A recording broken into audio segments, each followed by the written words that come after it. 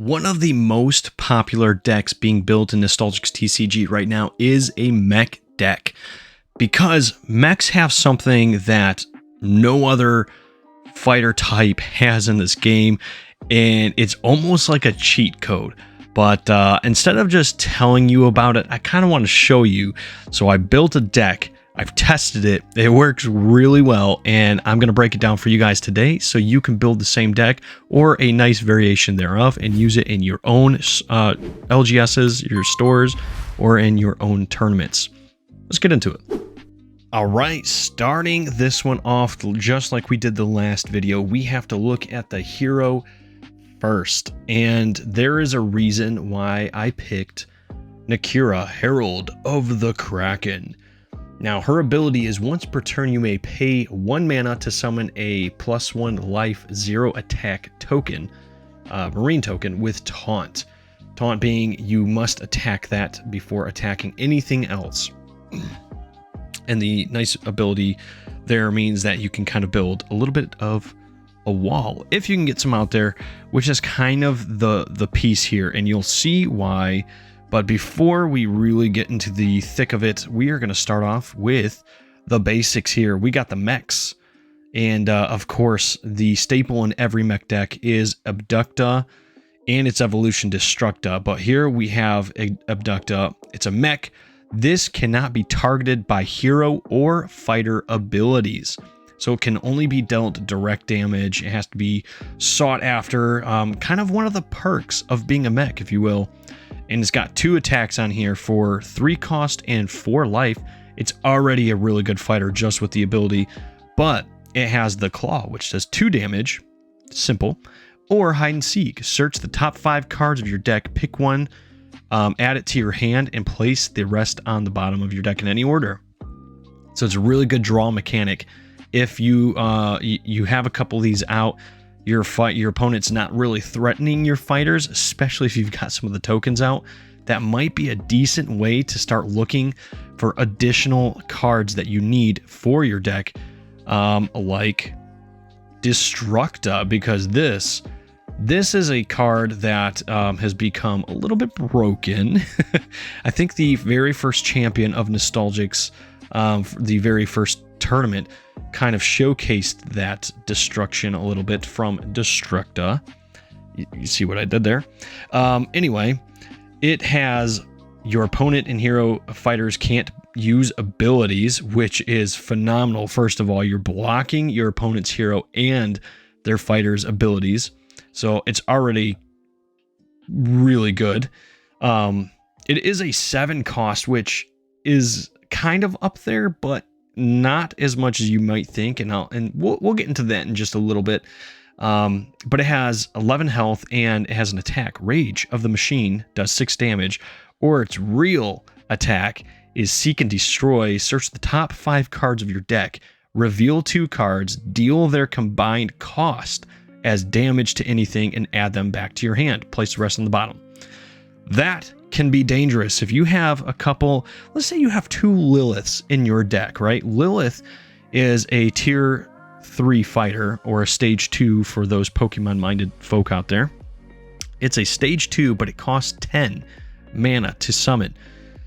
You pull 2 of them out, you're doing 20 damage to anything, fighter, hero, whatever you're picking, whatever you have to pick. If they have taunt tokens, whatever, you're dealing that much damage to one thing, and that is massive.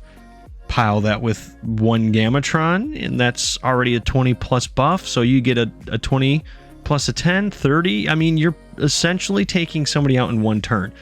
Not quite to that extent, but you're basically at that point where you're just about taking somebody out in 1 single turn. That could be big. Now, you have to play the cards right. Like, you got to have a little bit of luck there to pull that off, but even if you pull 2 5s out, that's 10 damage. That's a significant amount of damage to deal to a fighter, to a hero. It doesn't matter. Next up on the chopping block, now the Abducta and Destructa line is going to be like the key piece here. Like, that's what the deck is kind of, I don't want to say it's centered around, but that's going to be your main piece. 9 out of 10 games, that's what you're going to be using to fight. Now, Turnip here is the other piece, or the other side of the coin of the Destructa Abducta line here, because it's, again, a 3 cost for 4 life, but it does 3 damage, and once per turn you may sacrifice a Grass Fighter. If you do, give this fighter +2 attack and +2 health. No prize counters taken for sacrifices, but it doesn't matter because you're getting a buff. And it evolves into something with relatively low cost again, which is Tune Up here, for 12 life, 7 cost, as I said, and it has the same kind of ability. Once per turn, you may sacrifice a Grass Fighter. If you do, this fighter gains +4/+4, so +4 health, +4 attack.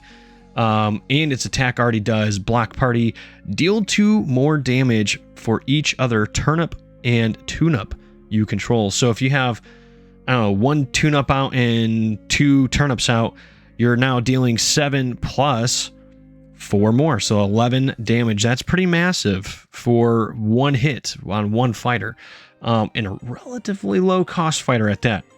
So these decks they're built to be high speed. They're built to be thrown out there relatively quickly and kind of build up a really big opposing force right away. And now we kind of get to something that I don't think very many people would expect in a deck like this. This is kind of just how my mind works. You guys get a little bit of how my mind works in a deck like this. This is where the creativity comes in.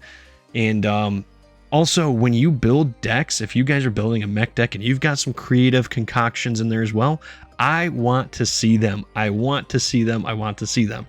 Make sure you comment in the comment section down below what you're doing, but also join the Nostalgix Discord and drop some pictures of what you're adding to your decks. And I love seeing other people's creativity come out too. But anyway, back to the deck here. Regenerate. Now this is a fighter, but it's not really a fighter. It's more of like a lifesaver, because it's a crystal. It says during your turn you may sacrifice this fighter. If you do, remove all status conditions from one fighter or your hero and make them immune to everything until the start of your next turn. So if you've ever played the surprise Saving Grace, that's kind of what it does. Is it puts a shield around your fighter. They cannot be attacked. They cannot be harmed. Nothing can be done to them until the start of your next turn. You place one of these out and it is saving. That is exactly what it's doing. It's saving one of your fighters or your hero until the start of your next turn. Nothing else can happen. And it's getting rid of whatever, if there's bind on them or, whatever the case is, it's getting rid of the status condition. So we have 4 of them. It's a 4 cost for 4 life. Its actual attack, if you don't need to sacrifice it right away, says restore 3 health to any fighter, which can also be a massive boost. Now, this is where things get a little interesting, and I think people already know where I'm going with this, because I had to. How can I not? Add in the mech game pieces. Now, this is Excaliger here. I think I did all these backwards. I totally did. I totally did. But Excaliger, I got 3 of them in this deck, and it's a mech. Its ability is if you have Gundra, Aegisect, Metemix, and Excaliger in play, you may sacrifice all of them to search your deck, hand, and void for Gametron and summon it. No prize counters are taken for sacrifice, so you get one of each 4 of the game pieces out. You sacrifice them all, you get Gametron out. That's big. If you can get that out, your opponent better have some kind of like Divine Wrath or something to slow it down, because it's going to wreck your deck. I'm just saying that now. I've done it. Let me just say that. I've done it. It is a game wrecker. It makes people want to quit. But it's very hard to summon, and that's the key point of it all. It's very difficult to get out. But its attack does 4 damage, and it says give another friendly fighter +1 attack. So on their own, each of these game pieces brings something different to the table, and honestly, they're all good fighters. So even if you're not playing to summon the Gametron, these on their own are good fighters. Now, Metemix has the same ability as Excaliger. All these game pieces have the same ability. They all have the same cost, and they all have the same life, which is 7. The only thing that's different is their actual attacks. So Divine Rebirth, restore 5 life to any fighter. So it kind of goes into just like a heal deck type of thing. And you're seeing a lot of healing mechanics in this deck for the sole purpose of executing the game piece function. Now, if you're not really going for the game piece function, they are still very useful. All the heal pieces like Metemics and the regen, or what was the other one? Regenerate. I want to say regeneration. I'm like, that's not right. Regenerate. They are still very good because they can save fighters. They can really make life hard on your opponent because they know you can heal everything. So there's still really good pieces to have in there, regardless of how you intend to use them. But Aegisect here, another one of the game pieces, but it has Divine Armor for 4 attack, plus give a fighter +2 health.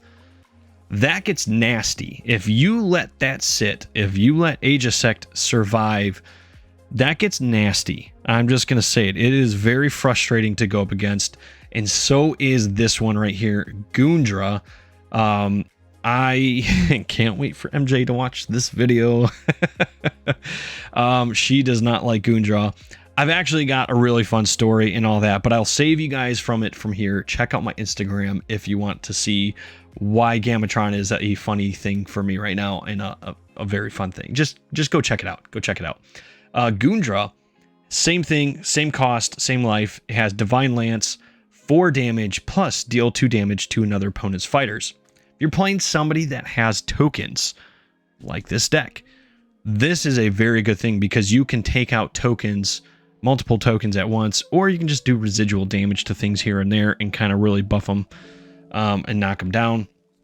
But this is the centerpiece of the entire deck. Look at that sheen on that card. It is so shiny. Gametron is the man, the myth, the legend. And I have used him before. I have used him before, like actually summoned him in a game. Again, it is very difficult to do, not impossible. But Gametron has charge, which means he can attack right away, and it's only because you sacrifice all 4 game pieces. So you're sacrificing 4 fighters, but you're getting Gametron out of it, which is a pretty big deal. 20 life. It says 20 cost, but he doesn't really have a cost because you have to summon 4 pieces. That's his actual cost. But his attack, Void Obliteration, is 10 plus. So it does 10 damage plus. If this attack hits a hero directly, it does 1 more damage for each card in both players' voids. When I said Gametron is a game wrecker, it is a deck wrecker, I meant it. I really meant it.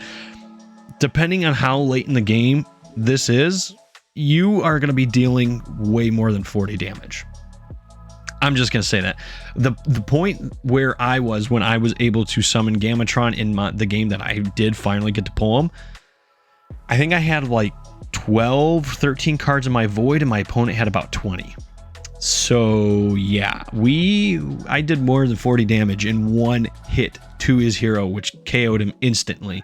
So unless you're running like a really big heal deck, Gametron is essentially a one-stop shop. Like he's gonna take you out.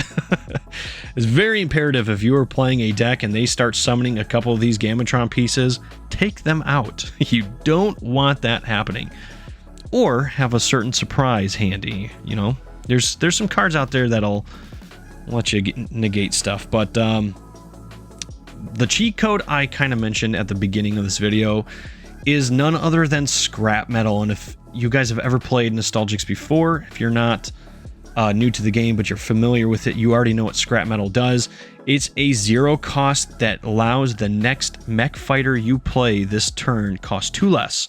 So as you can tell, Gametron has that that symbol up there. That's its fighter type. I just about destroyed Gametron. Sorry, buddy. You've helped me out tremendously. I would never do that intentionally. This is big. This is big. You get some of these out early on in the game, you can play some of those evolution fighters pretty fast. That's pretty good. That's pretty good. You're gonna win the game. There's a good chance. I won't say you will win the game. There's a good chance you're gonna win the game though. Another big thing here is Keepers of the Peace. Now, I recommend these in just about every deck because they are very good. Summon 2 5 health, 2 attack mech tokens with taunt.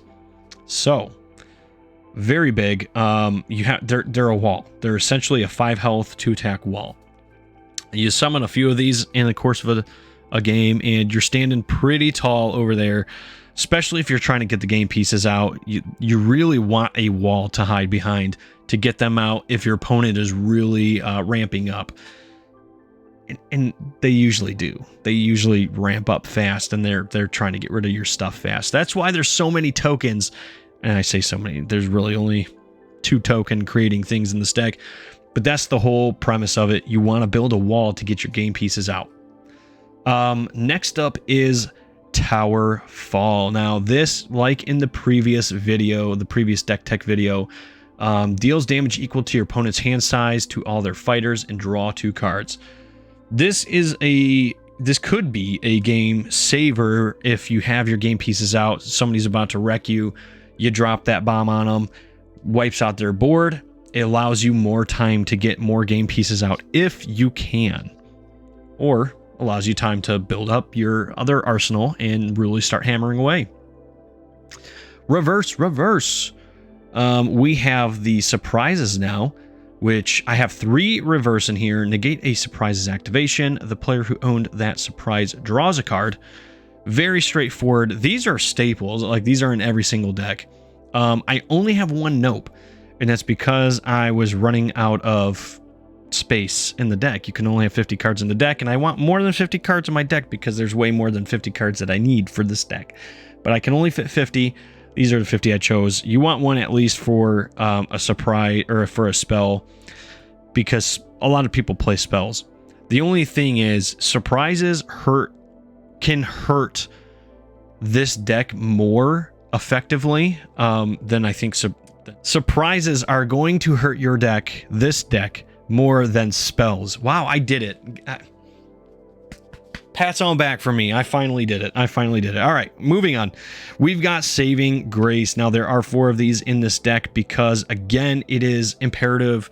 If you're going for the Gametron piece, you want to save them as much as you can. And that's the centerpiece of the deck, is Gametron. Like I said earlier, these are all support cards for that reason, but they can be used for any other piece as well. Obviously, if you think it's going to be better for you to not summon Gametron and go for just like a direct hero knockout with tune-up, or or Destructa even. I mean, like, these are good for everything. They save lives. It's the only important thing here. All right, so we have Mob Arena. Now these, once per turn, you may pay 2 mana to search your deck for fighter that costs 3 or less. If you're in need of fighters, if your opponent has wiped out your game pieces and they're kind of keeping you from being on the table, you're not drawing very much, you're not drawing good, this is the cheat sheet right here as well that allows you to just search your deck for fighter and put it in your hand. So very good, but know that it's in Arena, so your opponent can use it as well. And then this as well. This is the other one that I think I use more than Mob Arena, to be honest, is during the draw step of each player's turn, that player draws until they have 5 cards in their hand. If a player already has 5 cards in their hand, they simply draw 1 card. So it allows you to get cards back into your hand real quick. If you are a little bit down and out in the game and you're trying to get back into it, that's a really good card to have. It's also good if you have 2 or 3 of the game pieces on the table. You only have 1 or 2 cards in your hand. This will give you a better chance to draw what you are looking for. So that is my Gametron mech deck. Ladies and gentlemen, let me know down below what you guys think about it. Again, I am always happy to hear you guys' comments, constructive criticisms, what you guys are doing with your own decks. If you're building something similar, if you have a good idea, I'm down to hear it all. So let me know in the comments down below. Again, I want to strive and really put out there, I don't know why I said strive. I really want to put out there that the Discord is a great place to go for building decks, putting your deck ideas out there and seeing other people deck ideas. I like the idea of going to YouTube and seeing deck techs like this personally. I know that's not everybody's main cup of tea though. That's not where everybody likes to go, and that's completely okay if you don't like these types of videos. If you would rather just have the text and like the deck list on, you know, like a document or something, there's an actual place for it on the Nostalgix Discord that people are putting their deck builds on. Now, the only problem with that is you're just relying on people to actually upload their deck builds, but there's quite a few of them up there already. So if you want some ideas, that's another great place to go. But if you like the video format, if you like seeing deck breakdowns like this, then make sure you hit the like button on this video and subscribe to the channel, because I've got way more deck videos coming your way. And pretty soon we are going to be doing gameplay as well. So I know that excites a lot of people. It excites me. I love watching Nostalgix be played. I love playing Nostalgix. So all around win for me personally, but I think it is for a lot of you as well. So make sure you subscribe to the channel and stay tuned for all of that. But with that being said, that is all we have time for today. Thank you once again for hanging out with me, and we'll see you guys in the next video. I'm going to head on out and build some more decks.